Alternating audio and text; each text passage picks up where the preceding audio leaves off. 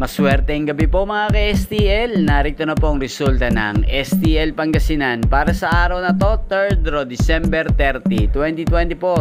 Araw ng Lunes. Naway ang mga natayaan nyo pong mga numero kanina ay manalo nawa ngayong gabing ito, 8:45 PM. Kaya't kunin nyo na po ang inyong mga tickets.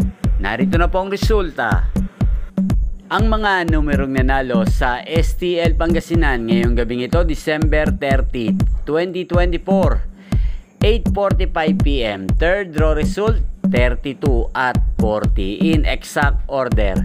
Sa lahat po ng tumaya kanina sa STL Pangasinan para sa third draw ng 32 at 40, congrats po sa inyo. At ngayong gabing ito sa STL Pangasinan, atin pong i-shoutout si Kuya Nilo na laging nanonood ng aking mga video dito sa channel na to.